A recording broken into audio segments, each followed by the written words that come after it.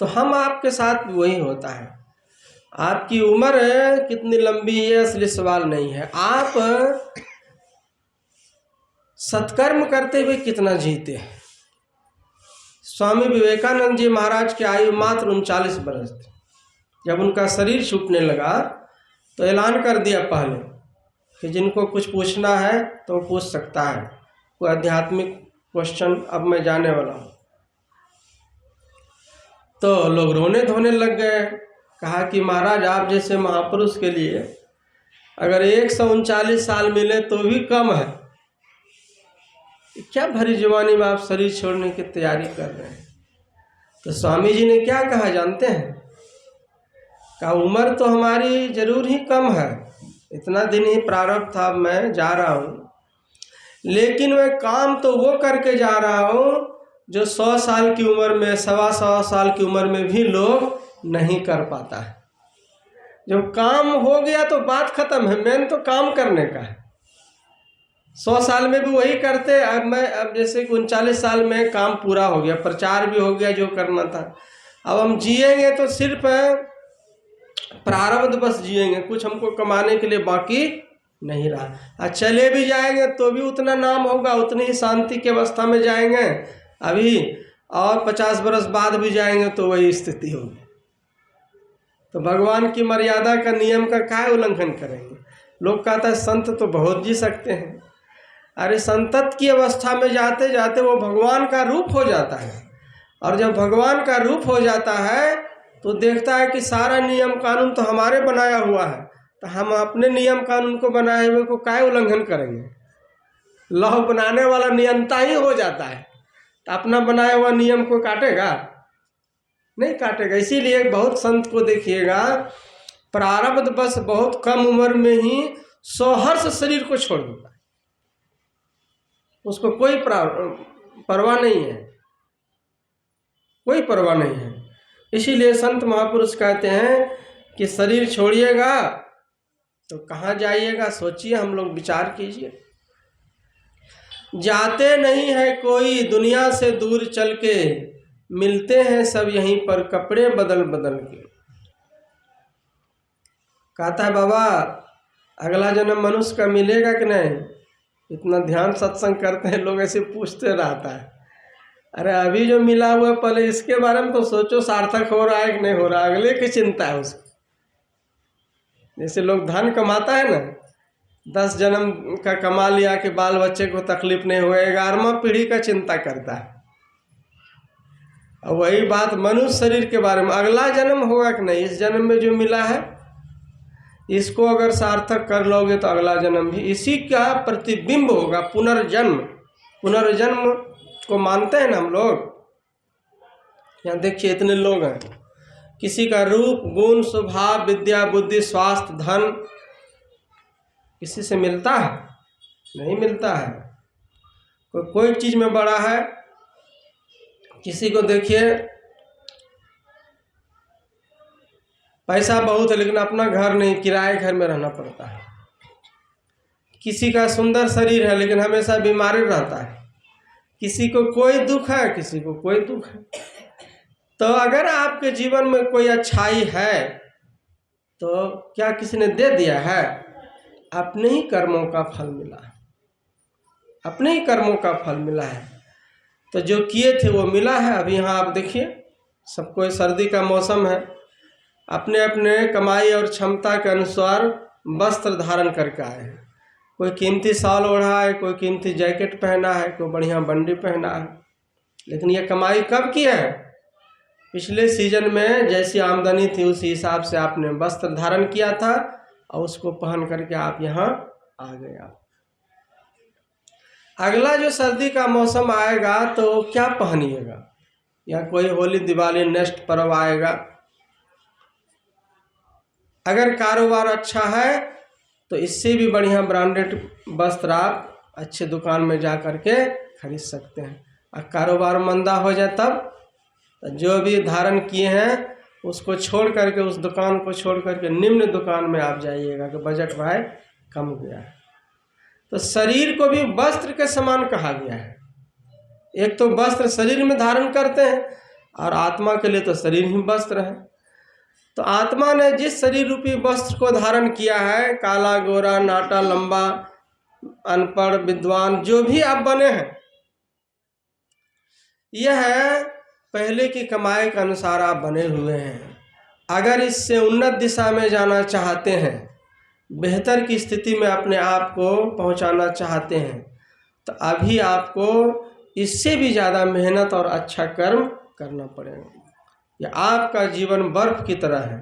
गर्मी का दिन हो और कोई बहुत बड़ा बर्फ का ढेला घर में ले आवे और उसको सदुपयोग में नहीं लाए तो पिघल करके ख़त्म हो जाएगा कि नहीं?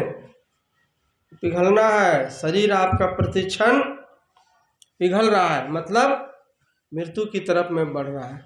सदुपयोग में लगा लिया तो ठीक है, नहीं तो बूढ़ा होकर के तो एक एक दिन घटते घटते तो मर करके इस दुनिया से जाना ही जाना है।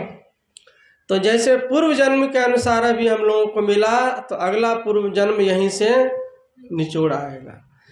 दिन भर का निचोड़ रात्रि का समय होता है और जीवन भर का निचोड़ मृत्यु की घड़ी होती है। दिन में हम लोग जो चीज़ सोचते हैं, जिस चीज़ में ज़्यादा महत्व देते हैं, रात में देखिएगा वही सोने के समय में याद आ जाता है। कई बार लोग चिंतित रहता है ना, जो चीज़ सोने के समय में याद आएगा वही सुबह उठ करके आपको पहला वही चीज़ याद आएगा। अगर कोई चिंतित व्यक्ति है और सोचेगा चिंता को भुलाने के लिए किसी तरह टैबलेट खा करके हम सो जाए या ड्रिंक करके सो जाए, तो आप तो सो गए, वो चिंता की देवी थोड़ी सोई है। वो तो सिरहाने में बैठी हुई इंतजार में कि कब बंदा जगेगा जो फिर इसके माथा पर चढ़ जाएंगे। जिस विचार में आप सोए वो चिंता आँख खोलते वही चिंता पहले मन में आएगा। तो दिन भर का निचोड़ रात्रि का समय होता है और जीवन भर का निचोड़ मृत्यु की घड़ी होती। याद रखिएगा, जीवन में आप जिस चीज़ को ज़्यादा महत्व दीजिएगा वही मरने की घड़ी में याद आएगी और उसी के अनुरूप आपको अगला जन्म मिलने वाला है। देखिएगा, कोई कोई कहता है कि मरने की घड़ी में बेटा जो रामायण हमको सुना दो ला करके, सुनना चाहते हैं। और कोई कोई कहता है कि मछली खाने को मन करता है। ऐसा मरने की घड़ी में गुरु नानक देव जी महाराज का एक शिष्य था, उनके पिता की मृत्यु हो गई थी तो उनके श्राद्ध में गए थे। तो देखा कंबल स्वेटर छाता जूता बहुत रखा है। उनके बेटे से पूछा ये सब काहे के लिए रखे हो? कई सब पंडित जी को दान करेंगे और उसके पुण्य से पिताजी को परलोक में सब मिल जाएगा। कहा बहुत अच्छी बात है, पहले तुम्हारा बाप मर करके परलोक गया होगा तब न मिलेगा। का मतलब का बाप मर करके भेड़िया के शरीर में जन्म लिया है। कहा हमारे पिताजी भेड़िया कैसे बन गए? कहा अच्छी तरह बन गए। और नहीं विश्वास होता चलो उसको जंगल ले गया। एक नया नवजात शिशु खास रंग का था। कहा इसको पहचानते हो? ये तुम्हारा बाप आ गया है भेड़िया के जन्म। कहा तो कैसे आ गया? कहा वही मरने के समय इनके मन में मांस मछली खाने की इच्छा हो गई थी, तो भगवान ने सोचा कि इसको मनुष्य जन्म दिए, को अच्छा कर्म तो किया नहीं। अब मरने की घड़ी में भी जैसे तैसे चीज़ों की इच्छा करता है तो इसको वैसे शरीर में दे देते हैं जो जंगल में रह करके खुला आज़ाद होकर के खाते रहे। अंत मता सो गता, कहने का भाव है कि आप कितना ध्यान करिएगा, कितना सत्संग लगन से कीजिएगा, ये आप सोच लीजिए कि मरने की घड़ी में गुरु महाराज का ध्यान, सत्संग और परमार्थ की बातें याद आ जाए। जो बाली ने कहा था ना, जन्म जन्म मुनि जतन कराही, अंत राम कहे आवत नाही। बहुत प्रयास करिएगा तब भगवान का नाम याद आएगा। तो मनुष्य जीवन सार्थक करने का ही वैराग मन में रखिए और रोज खूब ध्यान कीजिए, इसके अलावा कोई उपाय नहीं। बंगाल में एक संत हो गए गोपी चंद, उनके पिता का नाम था अमी चंद और माँ का नाम था मैनावती। तो पिता की मृत्यु युवा अवस्था में हो गई तो उनके बाप, उसके जगह में उसकी माँ ही राजपाट को चलाती थी। छोटा बच्चा एक दिन शरीर का सब कपड़ा उतार करके नहाने के लिए जा रहा था। अब माँ जो राजरानी बनी थी ना, ऊपर छत पे बैठ करके देख रही थी। तो सुंदर गोरे वर ने अपने पुत्र को जब देखा हिष्ट पुष्ट, तो उनको अपने पति की याद आ गई, जो थोड़े दिन पहले सबको छोड़ करके चले गए। तो रोने लगी, इतना याद आ गया, गहरा इमोशनल हो गई कि रोने लग गई। और रोई तो आंखों से जो आंसू की बूंदें गिरी ना, तो नीचे जो बेटा नहाने के लिए जा रहा था उसी के देह पर गिरी। तो बेटे ने निहार करके देखा कि कोई बारिश का समय नहीं, गरम गरम पानी कहाँ से आ सकता है। ऊपर निहार के देखा तो माँ रो रही है। अब नहाने के लिए जाना छोड़ दिया, दौड़ के गई माँ के पास। कहा, माँ आप इतने बड़े राज का अकेली मालकिन होते हुए आप रो रही यहाँ बैठ करके, भला क्या कारण हो सकता है। कहा कि बेटा अभी जो तुम ऐसे नहाने जा रहे थे ना खुले बदन, तुम्हारे गौर वर्ण को देख करके शरीर को तुम्हारे पिता की याद आ, जो तुमसे भी ज्यादा देखने में सुंदर, हिष्ट पुष्ट और बलवान थे, राजा थे। लेकिन अफसोस कि आज वो हम सबों के बीच में नहीं है। काल कसाई ने समय से पहले ही युवावस्था में ही उठा करके ले गया।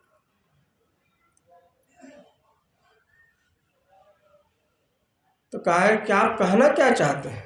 माँ ने कहा, उस काल कसाई का कोई पक्का भरोसा नहीं है। जब तुम्हारे बाप को नहीं छोड़ा तो क्या पता अगर कहीं तुम्हें सबसे पहले उठा करके ले जाए समय से पहले। तो बच्चा समझ गया कि हमको क्या करना पड़ेगा जो मौत में जाने से पहले मैं मृत्यु को जीत सकूं।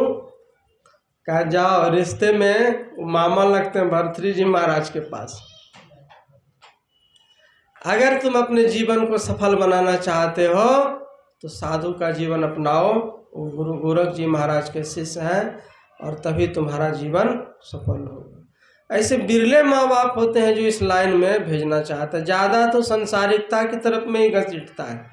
भले उनको संसार में कोई सुख नहीं मिला हो, फिर भी तुरंत जैसे बड़ा होता है तो शादी विवाह की चर्चा करता है। ऐसा कोई कार्ड नहीं छपा आज तक दुनिया में जो कि कहता हो कि मैं खुशी के साथ छाती ठोक करके बेटे को साधु बना रहा हूँ, ऐसे में निमंत्रण दिया हूँ जिसको आना है भोज भंडारा खाने के लिए आवे। कोई ऐसा कोई कार्ड छपाने वाला है माँ बाप? शादी विवाह के लिए तो सबको कार्ड छपाता है। हाँ, बनता है हिम्मत से अपवाद में सब दुनिया की बातों को काट करके कोई साहसी आदमी बन जाता है। रो धो करके बाद में लोग संतोष कर लेता है। लेकिन नियम क्या है? आपका बेटा अगर डॉक्टरी की पढ़ाई करना चाहता है तो डॉक्टरी वाला स्कूल में भेजिएगा, कॉलेज में, और उसको जीत करके इंजीनियर बनाना चाहिएगा तो कभी सफल नहीं होगा। अगर वो गायक बनना चाहता है तो उसको तानपुरा दीजिए, ऐसा गिटार बेंजो दीजिए, उसको कहिएगा बैट बल्ला लेकर के सचिन तेंदुलकर बनने के लिए तो नहीं बन सकेगा। जिस चीज में बच्चे की रुचि है, असली माँ बाप का यही कर्तव्य है कि उसको उसी में आशीर्वाद दीजिए, तभी वो सफल होगा। और उनके रुचि, संस्कार, स्वभाव, क्षमता के विपरीत अगर आप उनको डोज दीजिएगा, बेमन से आधे अधूरे मन से बनेगा, वो कभी कामयाब बच्चा नहीं हो सकेगा। तो उसी प्रोफेशन में एक है कि हमको अगर साधु बनना है, मान लीजिए बहुत तरह के काम है ना दुनिया में। ये धर्म गद्दी पर बैठ करके व्यास गद्दी पर उपदेश देने का भी तो इसमें साधारण बात है। आपको लगता है कि बाबा 1 घंटा प्रवचन सुना करके चलेंगे। आश्रम में देखिए कितना कितना सदग्रंथ पढ़ना पड़ता है। कर को 30 साल का साधु बना है, मान लीजिए हम लोगों को 30 बरस हो गया, तो 30 बरस के जीवन का निचोड़ आपको सुनाया जा रहा है। ये मत समझिएगा कि बाबा आ गए, माइक लग गया, बाबा 1 घंटा बोल करके चले गए। पूरे जीवन के अनुभव को यहाँ बांटा जाता है। तो इसको बांटने वाला भी तो कोई चाहिए उस तरह का। आज जो हुजूर संतसेई महाराज इतना पढ़े नहीं होते, आज जितना संत मत में जुड़ा है ज़्यादा संतसेई महाराज शाही हुआ कि मेहनत से बड़ा है। और गुरु महाराज की शक्ति तो उन दोनों पर बरसिए रही थी, जोड़ दिया है घर घर में।